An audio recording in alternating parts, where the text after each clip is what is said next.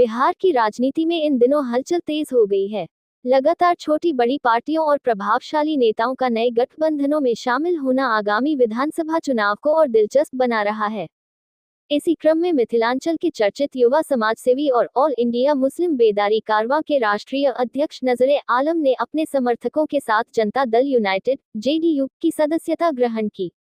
राजनीतिक जानकारों का मानना है कि नजरे आलम जैसे युवा और सक्रिय नेताओं के शामिल होने से पार्टी को मिथिलांचल और अल्पसंख्यक समुदाय में नई मजबूती मिलेगी।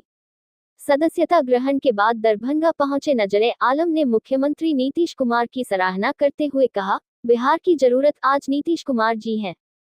उनके बिना बिहार के विकास की बात करना बेमानी है। सुशासन की सरकार आने से पहले की स्थिति किसी से छिपी नहीं है। उस दौर में शाम होते ही लोग घरों में लौट आते थे, किसी अनहोनी की आशंका बनी रहती थी। लेकिन नीतीश राज में बेटियां भी देर रात तक सुरक्षित महसूस करती हैं। वही उन्होंने कहा कि बिहार का विकास तभी संभव है जब फिर से नीतीश कुमार के नेतृत्व में सरकार बने। जनता को सुशासन, विकास और शांति चाहिए और यह केवल नीतीश कुमार के नेतृत्व में ही संभव है।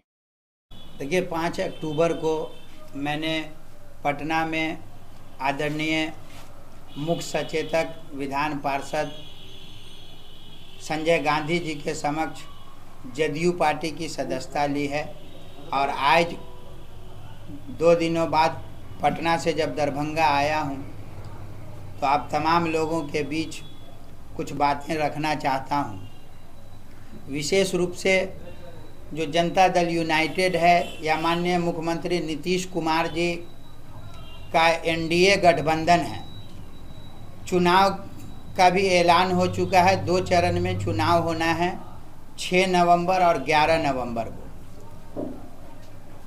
सबसे अहम मौजू यह है कि इस बार पुनः हम लोगों की सरकार बनने जा रही है, जिसमें जो हमारे समाज के लोग हैं, जिनको कुछ लोग दिग्भ्रमित करते हैं, खास करके महागठबंधन के जो नेता हैं, जिन्होंने हमेशा डरा करके वोट लेने का काम किया, धमका करके वोट लेने का काम किया। मैं वैसी पार्टी को बताना चाहता हूं कि 2005 से पहले का जो बिहार था, मुस्लिम समुदाय अब उस बिहार को दोबारा देखना नहीं चाह रहे हैं। और नीतीश कुमार पर जो भरोसा है, जो 2005 के बाद आज 2025 में है हम लोग, जिस तरह से बिहार के लोगों ने नीतीश कुमार पर भरोसा जताया और जो 2005 के बाद का जो बिहार है, जिस तेज़ी के साथ विकास किया, आगे बढ़ा, मुस्लिम समुदाय भी अपने आप को उसी पटरी पे ले जाने के लिए एकदम पूरी तरीके से तैयार है। कोई डर, कोई खौफ की बात नहीं है।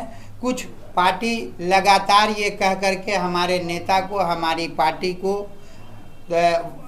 आवाम से गुमराह करते हैं कि वक्फ कानून हो या दीगर कानून हो, जिस पे माननीय मुख्यमंत्री नीतीश कुमार जी ने इंडिया अलायंस का सपोर्ट किया और मुसलमानों को चोट पहुंचाया। मेरा स्पष्ट कहना है, साफ लफ्ज़ों में कहना है कि नीतीश कुमार का एजेंडा स्पष्ट है कि बिहार अमन और इंसाफ की रियासत है। यहाँ शांति से कोई समझौता नहीं, विकास से कोई समझौता नहीं। नीतीश कुमार सबके हैं। इस एजेंडा पे काम हो रहा है और आगे भी होगा।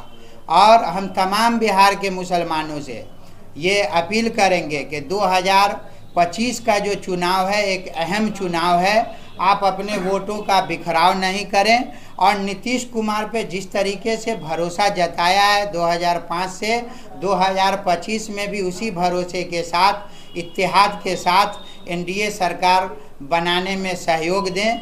यही बातें मैं आप मीडिया बंधु के ज़रिए तमाम अपने जो मुस्लिम समुदाय के लोग हैं या जो वंचित समाज है, जिसके वोट को लेकर के जो पार्टी शुरू से ठगती रही है, सत्ता का मलाई खाती रही है, उनके लिए भी करारा जवाब होगा 2025 और पुनः नीतीश।